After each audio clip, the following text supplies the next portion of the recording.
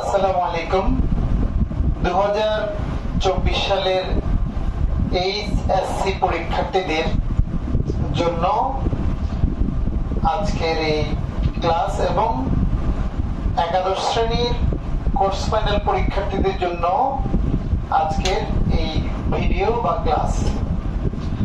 আমরা সবাই জানি আমাদের সংক্ষিপ্ত সিলেবাস, এবং সিলেবাসটা হচ্ছে প্রথম, দ্বিতীয়, তৃতীয়, চতুর্থ, নবম এবং দশম অধ্যায়, অর্থাৎ মোট 6টি অধ্যায়। তো অর্থনীতিতে A+ পাওয়ার জন্য এটা কোর্স ফাইনাল পরীক্ষা হোক অথবা এইচএসসি ফাইনাল পরীক্ষা হোক, মাত্র 12টা প্রশ্ন, 6 চ্যাপ্টার থেকে 12টা প্রশ্ন আমরা যদি শিখি তাহলে ইনশাআল্লাহ 11টা প্রশ্ন কমন পাবো। তার থেকে মাত্র 7টা প্রশ্ন অ্যান্সার করতে হবে। তো আমরা আজকে শিরোনামটা একটু তোমরা খেয়াল করো। এসএসসি 2024 অর্থনীতি প্রথম পত্র, 12টি প্রশ্ন মাত্র পড়বে সকল ছাত্র। আশা করছি এই 12টি প্রশ্ন পড়লেই আমরা A+ পাওয়ার মতো যোগ্যতা অর্জন করব। তো আমরা আজকে কোর্স ফাইনাল পরীক্ষায় যে কোনো কলেজের এবং এইচএসসি পরীক্ষা 2024 সালের জন্য প্রত্যেক চ্যাপ্টার থেকে যে প্রশ্নগুলো গুরুত্বপূর্ণ পড়ব সেগুলি নিয়ে আমরা আলোচনা করছি। প্রথমে আছে, আমরা জানি প্রথম অধ্যায়, সেটা হচ্ছে মৌলিক অর্থনৈতিক সমস্যা এবং সমাধান। এখান থেকে আমরা মাত্র 2টা প্রশ্ন পড়ব। একটা প্রশ্ন হচ্ছে গ, আমি ক এবং খ প্রশ্ন কিন্তু আলোচনা করছি না শিক্ষার্থীবৃন্দ। তোমরা জানো সৃজনশীল প্রশ্নে ক হচ্ছে জ্ঞানমূলক প্রশ্ন, খ হচ্ছে অনুধাবন প্রশ্ন। ক এবং খ ছাড়া গ এবং ঘ হচ্ছে উদ্দীপকের সাথে সম্পর্কিত প্রশ্ন। আমি আজকের এই ক্লাসে শুধু গ এবং ঘ নিয়ে আলোচনা করব। তাহলে প্রথম অধ্যায় থেকে আমরা সর্বপ্রথম যে প্রশ্নটা পড়ব সেটা হচ্ছে গতে থাকে উৎপাদন সম্ভাবনা রেখা অঙ্কন, যেটাকে আমরা সংক্ষেপে বলি PPC। পূর্ণরূপ হচ্ছে প্রোডাকশন পসিবিলিটি কার্ভ, উৎপাদন সম্ভাবনা রেখা অঙ্কন। এই প্রশ্নটা আমি দেখেছি 2021, 22, 23 সব সালেই সব বোর্ডে মোটামুটি এসেছে, পেছনের সালগুলিতেও। তাহলে এই প্রশ্নটা যদি আমরা পড়ি, গ প্রশ্নে কি থাকবে, একটা তোমাকে উদ্দীপকে একটা সূচি দেওয়া থাকবে, সেই সূচি থেকে আমরা একটা উৎপাদন সম্ভাবনা রেখা অঙ্কন করব। এটা হচ্ছে গ প্রশ্ন। আর এটার ঘতে থাকবে আমরা যে উৎপাদন সম্ভাবনা রেখাটা অঙ্কন করেছি সেখানে সূচিতে যে 2টা দ্রব্যের সমন্বয় দেওয়া আছে তার চেয়ে ভিন্ন 2টা সমন্বয়। একটা হয় উৎপাদন সম্ভাবনা রেখার বাইরে অবস্থান করবে, আর একটা উৎপাদন সম্ভাবনা রেখা ভিতরে অবস্থান করবে। অর্থাৎ আমি যদি তোমাদেরকে দেখাই সেটা এরকম হবে।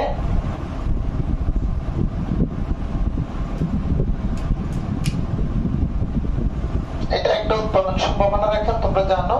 তো ঘ প্রশ্নে আলাদা 2টা সমন্বয় থাকবে, যেটা হয় বাইরে পড়বে অথবা ভিতরে পড়বে, এরকম দেওয়া থাকবে। অর্থাৎ ঘ প্রশ্নটা হবে যদি আমরা সমন্বয়গুলি চেঞ্জ করে দেই, যেটা সম্ভাবনা রেখার বাহিরে অথবা ভিতরে অবস্থান করবে, তাহলে প্রশ্নটা হবে এই 2টা বিন্দুর মধ্যে তুলনা করো একটা, অথবা এই বিন্দুর অথবা এই বিন্দুর, ভিতরের বিন্দুর অথবা বাহিরের বিন্দুর অর্থনৈতিক তাৎপর্য বিশ্লেষণ করো, অথবা উৎপাদনের সম্ভাব্যতা ও যৌক্তিকতা বিচার করো। তাহলে আমরা একটা প্রশ্ন পেলাম উৎপাদন সম্ভাবনা রেখা নিয়ে, যেখানে গ প্রশ্নটা থাকবে উৎপাদন সম্ভাবনা রেখা অঙ্কন করো। ঘ প্রশ্নটা থাকবে বাহিরের অথবা ভিতরের একটা বিন্দু দেয়া থাকবে, যেটা সমন্বয় দেয়া থাকবে, যে সমন্বয়টা অঙ্কন করলে হয় বাহিরে পড়বে অথবা ভিতরে পড়বে, তখন এই দুইটা বিন্দুর মধ্যে তুলনা করো থাকতে পারে, অথবা এই দুইটা বিন্দুর অর্থনৈতিক তাৎপর্য বিশ্লেষণ করো থাকতে পারে, অথবা এগুলি উৎপাদনের যৌক্তিকতা এবং সম্ভাব্যতা বিচার করো এরকম থাকতে পারে। দুইটা সমন্বয় থাকতে পারে, একটা সমন্বয় থাকতে পারে। তাহলে এই গেল একটা প্রশ্ন। দ্বিতীয় প্রশ্ন পড়ব এখান থেকে, বিভিন্ন অর্থনৈতিক ব্যবস্থার মধ্যে তুলনা এই বিষয়ের উপর। আবার বলছি, বিভিন্ন অর্থনৈতিক ব্যবস্থার মধ্যে তুলনা। আমরা জানি অর্থনৈতিক ব্যবস্থা চারটি: ধনতান্ত্রিক, সমাজতান্ত্রিক, মিশ্র, ইসলামী। এই চারটা অর্থনৈতিক ব্যবস্থা বিদ্যমান। তো উদ্দীপকে যে কোনো দুইটা অর্থনৈতিক ব্যবস্থার কিছু বৈশিষ্ট্য দেয়া থাকবে, থাকলে গ প্রশ্ন থাকবে উদ্দীপকে কোন ধরনের অর্থনৈতিক ব্যবস্থার কথা বলা হয়েছে চিহ্নিত করো এবং বৈশিষ্ট্য লিখো। আর ঘতে থাকবে যে দুইটা অর্থনৈতিক ব্যবস্থার কথা বলা হয়েছে তাদের মধ্যে তুলনা করো, অথবা যে দুইটা অর্থনৈতিক ব্যবস্থার কথা বলা হয়েছে তাদের মধ্যে কোনটি উত্তম, অথবা বাংলাদেশের সাথে কোনটার মিল আছে। এগুলি সব একই প্রশ্ন। তাহলে আমরা 2 নম্বর প্রশ্নটা পাবো বিভিন্ন অর্থনৈতিক ব্যবস্থার বৈশিষ্ট্য এবং তুলনা নিয়ে। তাহলে প্রথম অধ্যায় থেকে মাত্র আমরা 2টা প্রশ্ন পড়ব। এক হচ্ছে উৎপাদন সম্ভাবনা রেখা অঙ্কন, 2 হচ্ছে বিভিন্ন অর্থনৈতিক ব্যবস্থার বৈশিষ্ট্য এবং তুলনা। শিক্ষার্থীবৃন্দ, আমি চেষ্টা করব এই ভিডিও শেষে এই যে প্রশ্নগুলো সম্ভাব্য, আমি বলেছি মাত্র 12টা প্রশ্ন, সেগুলি তোমাদেরকে আমরা ভিডিও ক্লিপে দেওয়ার চেষ্টা করব অধ্যায় ভিত্তিক। তাহলে প্রথম অধ্যায় শেষ হলো, এবার হচ্ছে দ্বিতীয় অধ্যায়। দ্বিতীয় অধ্যায় তোমরা জানো, এখান থেকে একটু আমি প্রত্যেক অধ্যায় থেকে অনুমান করছি যে কমপক্ষে 2টা করে প্রশ্ন, তাহলে 6 দুগুণে 12, প্রকৃতপক্ষে প্রশ্ন থাকবে 11টা। তাহলে যে কোনো একটা অধ্যায় থেকে একটা, আর এভারেজে প্রত্যেক অধ্যায় থেকে 2টা করে প্রশ্ন থাকবে। তো সেক্ষেত্রে কোনো কোনো সময় প্রথম অধ্যায় থেকে একটা থাকে, কোনো কোনো সময় নবম অধ্যায় থেকেও একটা থাকে। অন এভারেজ প্রত্যেক অধ্যায় থেকে 2টা করে প্রশ্ন পড়লেই আমরা ইনশাল্লাহ A+ পাওয়ার মতো যোগ্যতা অর্জন করব। তাহলে দ্বিতীয় অধ্যায়ে কমপক্ষে 3টা প্রশ্ন পড়তে হবে। প্রথম একটা হচ্ছে একটা, অর্থাৎ আমরা 3 নাম্বার প্রশ্ন 1, 2 পড়েছি। প্রথম অধ্যায় থেকে 3 নাম্বার প্রশ্ন আমরা পড়ব।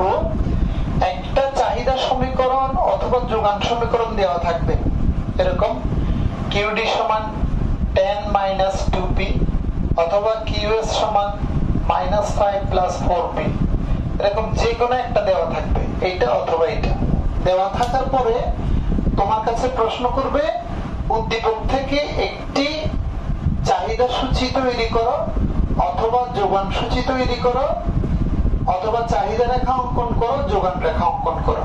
তাহলে দ্বিতীয় অধ্যায়ের যে প্রথম প্রশ্নটা, সেটা হচ্ছে যে চাহিদা সমীকরণ, যোগান সমীকরণ দেওয়া থাকবে, সেখান থেকে একটা চাহিদা সূচি অথবা যোগান সূচি নির্ণয় করতে হবে। তাহলে দ্বিতীয় অধ্যায়ের প্রথম প্রশ্ন হচ্ছে কি, একটা চাহিদা সমীকরণ অথবা যোগান সমীকরণ দেয়া থাকবে, সেখান থেকে চাহিদা সূচি অথবা যোগান সূচি, চাহিদা রেখা অথবা যোগান রেখা অঙ্কন করো। তাহলে এটা হচ্ছে গ প্রশ্ন।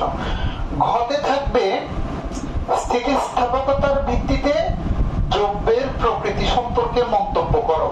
স্থিতিস্থাপকতার ভিত্তিতে দ্রব্যের প্রকৃতি সম্পর্কে মন্তব্য করো। সেক্ষেত্রে দাম উল্লেখ করে দেওয়া হবে, 2টা দাম দেওয়া থাকবে, দাম এত থেকে এত হলে স্থিতিস্থাপকতার ভিত্তিতে দ্রব্যের প্রকৃতি সম্পর্কে মন্তব্য করো। তাহলে এটা গেল একটা প্রশ্ন।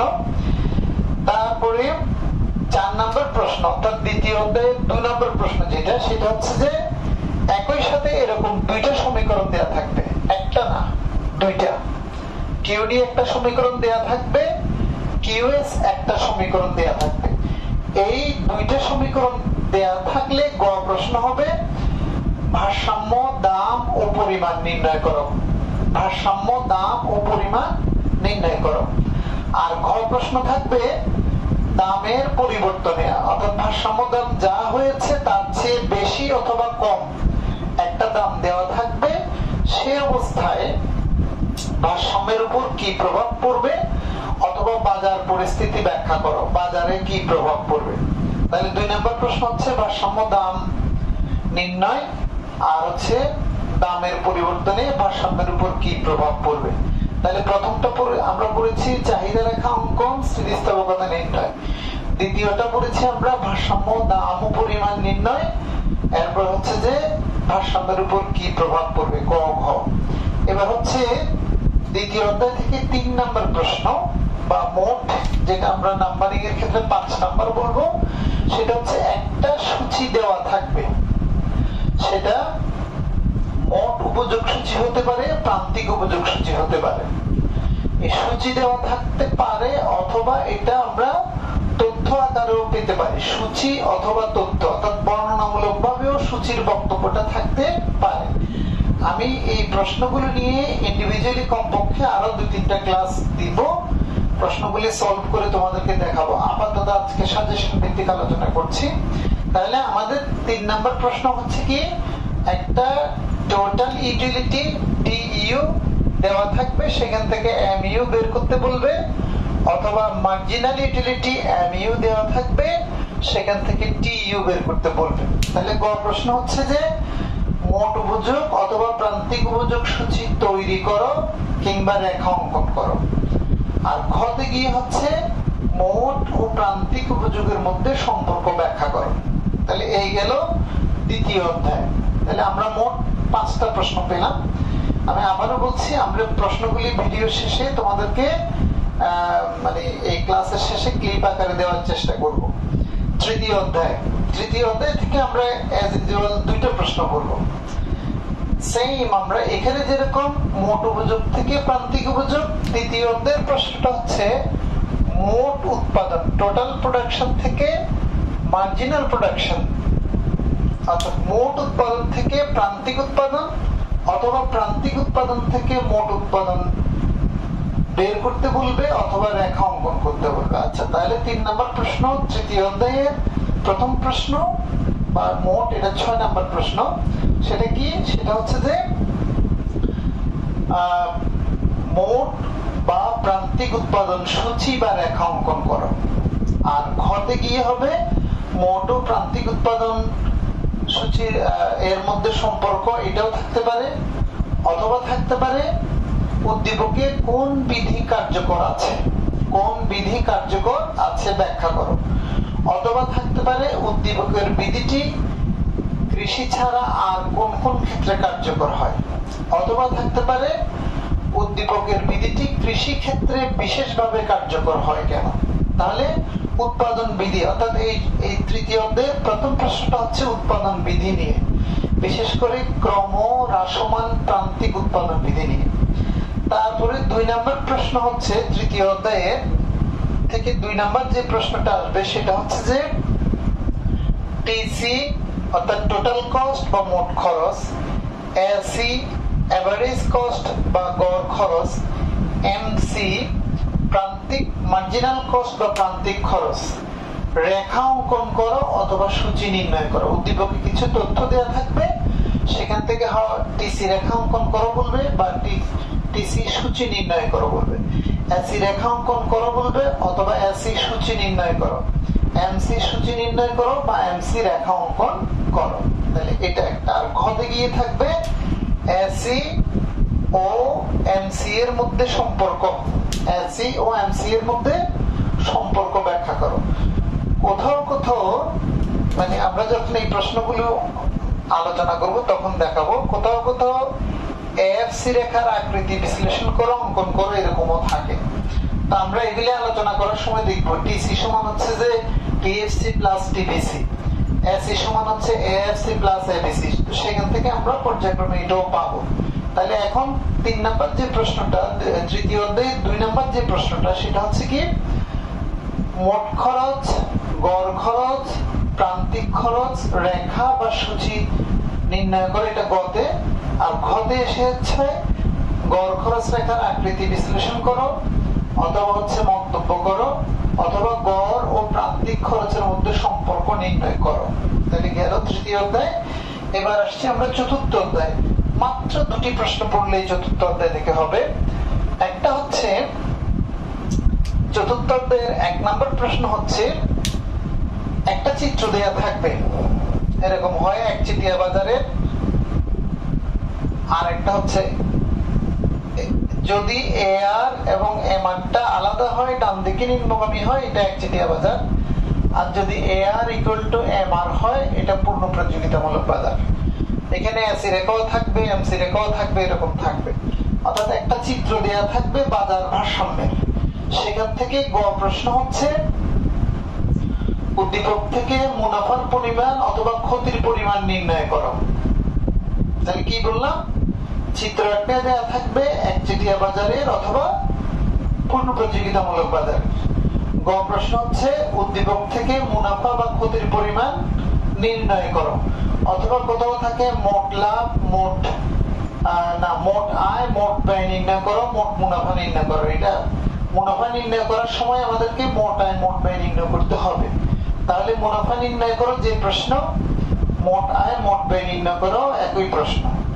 তারপর হচ্ছে অথবা থাকতে পারে বাজার ভারসাম্য বিশ্লেষণ করো।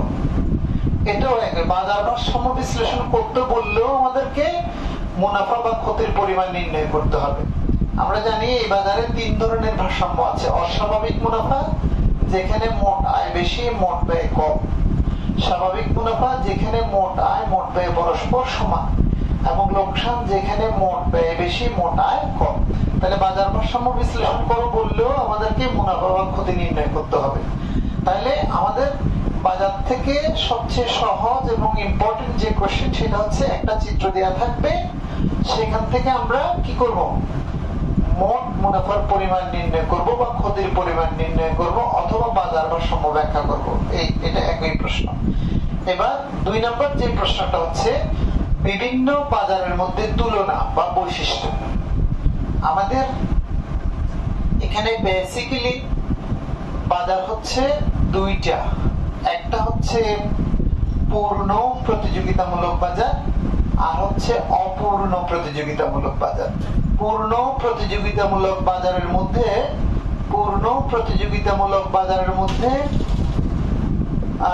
কিছু বৈশিষ্ট্য থাকবে, সেগুলি উদ্দীপকে দেয়া থাকবে। আর অপূর্ণ প্রতিযোগিতামূলক বাজারের মধ্যে একচেটিয়াও থাকতে পারে, অলিগোপলিও থাকতে পারে, দুইপলিও থাকতে পারে, অন্যান্যগুলি থাকতে পারে। যদি মনোপলি বা একচেটিয়া হয়, তখন আমরা শুধু একচেটিয়া লিখব। আর যদি মনোপলি না হয়, তাহলে আমরা অপূর্ণ প্রতিযোগিতা লিখব। তাহলে এখানে দ্বিতীয় প্রশ্নটা হচ্ছে, উদ্দীপকে পূর্ণ প্রতিযোগিতা অথবা অন্য কোনো বাজারের কিছু বৈশিষ্ট্য দেওয়া থাকবে। গ প্রশ্ন হচ্ছে, উদ্দীপকের বাজারটি চিহ্নিত করো এবং কিছু বৈশিষ্ট্য লিখো। আর ঘ প্রশ্ন হচ্ছে, উদ্দীপকে যে দুইটা বাজার থাকবে, সেগুলির মধ্যে তুলনা করো। তুলনা করতে বলবে, অথবা কি বলবে, তুলনা করতে বলবে, অথবা বলবে যে ক্রেতা বা ভোক্তাদের জন্য কোনটা উত্তম।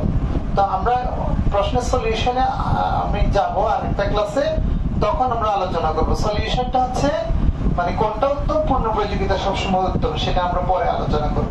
তাহলে বাজার থেকে দুইটা, একটা হচ্ছে যে চিত্র দেয়া থাকবে, মুনাফার পরিমাণ নির্ণয় করো। আর ওইটার ঘতে গিয়ে হচ্ছে এসি রেখাটা শিফট করে দিবে। এখানে যে এসি রেখাটা থাকবে, হয় এখানে নিচে কোনো বিন্দু দিয়ে যেতে বলবে বা উপরে কোনো বিন্দু দিয়ে, অর্থাৎ এসি রেখার পরিবর্তনে বাজারে ভারসাম্যের কি প্রভাব পড়বে, এটা একটা থাকবে ঘতে।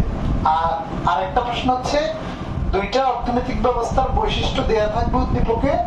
গতে থাকবে যে কোনো একটা অর্থনৈতিক ব্যবস্থা চিহ্নিত করতে বলবে আর বৈশিষ্ট্য লিখতে বলবে। আর ঘতে থাকবে উভয় বাজারের মধ্যে তুলনা, অথবা কোন বাজারটা ক্রেতা ভোক্তাদের জন্য উত্তম।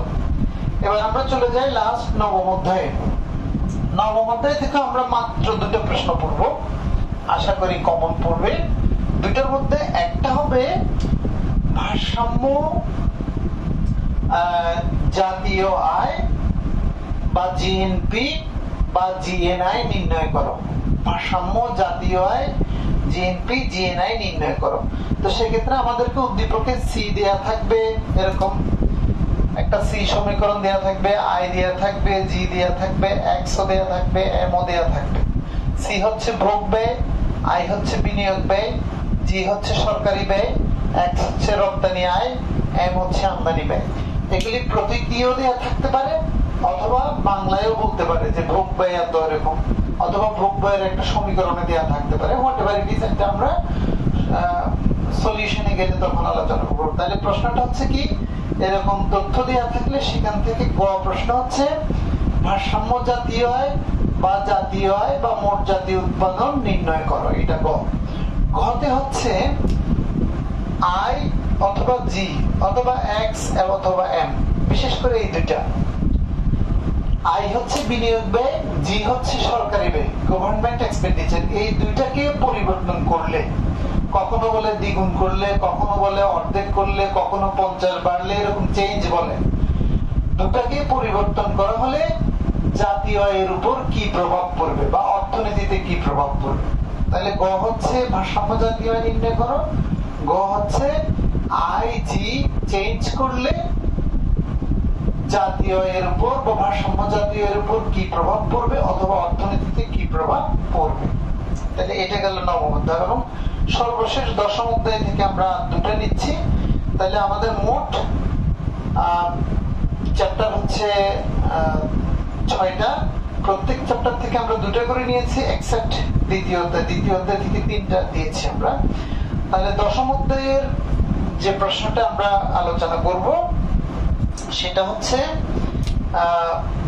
প্রথম দশম অধ্যায় থেকে যে প্রশ্নটা হবে সেটা হচ্ছে যে দাম স্তর অথবা অর্থের মূল্য নির্ণয় করো। গ প্রশ্ন, দাম স্তর অথবা অর্থের মূল্য নির্ণয় করো। তো দাম স্তর বা অর্থের মূল্য নির্ণয়ের জন্য আমাদেরকে কতগুলি ওখানে তথ্য দেয়া থাকবে, তোমরা দেখবে। M, V, V dot, M dot, T, এগুলি দেয়া থাকবে। এগুলি প্রতীক আকারে দেয়া থাকবে। এম হচ্ছে বিহিত মুদ্রা, ভি হচ্ছে বিহিত মুদ্রার প্রচলন গতি, এম ডট হচ্ছে ব্যাংক সৃষ্ট মুদ্রা, ভি ডট হচ্ছে ব্যাংক সৃষ্ট মুদ্রার প্রচলন গতি, টি হচ্ছে লেনদেনের পরিমাণ। এগুলি বাংলায়ও লিখে থাকতে পারে, প্রতীকও লিখে থাকতে পারে।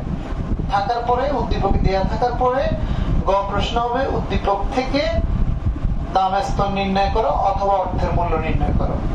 অর্থের মূল্য নির্ণয় করতে বলা হলে দাম স্তর নির্ণয় করতে হবে, তারপরে বাড়তি আরেক লাইন করতে হবে। আর দাম স্তর নির্ণয় করতে বললে অর্থের মূল্য নির্ণয় করার প্রয়োজন নাই।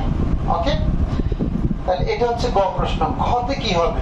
ঘতে আবার সেম, এম অথবা এম ডট, ভি অথবা ভি ডট অথবা টি ডট, এগুলিকে চেঞ্জ করে দেওয়া হবে। বিশেষ করে এম এবং এম ডট অথবা ভি ভি ডট, যে কোনো একটাকে পরিবর্তন করা হবে। এম দ্বিগুণ করা হলো, এম অর্ধেক করা হলো, লেনদেনের পরিমাণ দ্বিগুণ করা হলো, তারপরে হচ্ছে যে প্রচলন গতি অর্ধেক করা হলো, এরকম বলবে। বলার পরে বলবে যে অর্থের মূল্যের উপর কি প্রভাব পড়বে অথবা দাম স্তরের উপর কি প্রভাব পড়বে। তাহলে এই হচ্ছে আমাদের প্রথম প্রশ্ন। আর দ্বিতীয় দশম অধ্যায় থেকে সর্বশেষ প্রশ্ন যেটা আমরা পড়ব সেটা হচ্ছে যে আমাদেরকে একটা প্রাথমিক আমানত, এরকম লেখা থাকবে, প্রাথমিক আমানত 1 কোটি 2 কোটি 1 লাখ 10 লাখ এরকম প্রমাণ দেয়া থাকবে। আর রিজার্ভের হার একটা থাকবে, রিজার্ভের হার, এই দুইটা জিনিস থাকবে। রিজার্ভের হার বলে এটাকে, নগদ জমার অনুপাত বলে এটাকে, এরকম বলা থাকবে। তখন গ প্রশ্ন হবে বাণিজ্যিক ব্যাংকের ঋণ সৃজনের পরিমাণ নির্ণয় করো। কি বলেছি? বাণিজ্যিক ব্যাংকের ঋণ সৃজনের পরিমাণ নির্ণয় করো, এটা হচ্ছে গ প্রশ্ন। বাণিজ্যিক ব্যাংকের ঋণ সৃজনের পরিমাণ নির্ণয় করো অথবা বাণিজ্যিক ব্যাংকের সৃষ্ট ঋণ আমানতের পরিমাণ নির্ণয় করো, দুটোটা একই প্রশ্ন। তাহলে এটা হচ্ছে গ প্রশ্ন। গ প্রশ্নে এই রিজার্ভের হার যেটা দেওয়া ছিল 10%, 20%, হোয়াটএভার ইট ইজ, এটাকে হয় দ্বিগুণ করে দিবে, বাড়াই দিবে অথবা কমাই দিবে। কমাই দিলে, বাড়াই দিলে, বৃদ্ধি করলে, হ্রাস করলে অর্থনীতিতে কি প্রভাব পড়বে, অর্থনীতিতে কি প্রভাব পড়বে, এটা হচ্ছে যে ঘ প্রশ্ন। তাহলে এই হচ্ছে আমাদের টোটাল দশম অধ্যায় থেকে মোট 12টা প্রশ্ন, তার মধ্যে দ্বিতীয় অধ্যায় থেকে আমি 3টা দিয়েছি, ঝুঁকি এড়ানোর জন্য 2টো পড়লেও হবে, অর্থাৎ মোট 6টা অধ্যায়, 6 দুগুণে 12টা প্রশ্ন, পরীক্ষায় থাকবে 11টা প্রশ্ন, তোমাকে লিখতে হবে মাত্র 7টা প্রশ্ন। এই 12টা প্রশ্ন আমি বা 13টা প্রশ্ন এই ভিডিও শেষে আমি ক্লিপ আকারে দিয়ে দেওয়ার চেষ্টা করব, এবং এই 12টা প্রশ্ন নিয়ে আমি কমপক্ষে মানে 2 চ্যাপ্টার মিলে কমপক্ষে 3টা বা 2টা ভিডিও আবার আপলোড করব, তখন তোমরা এগুলি ডিটেইলস সমাধান পেয়ে যাবে। সবাইকে অনেক ধন্যবাদ।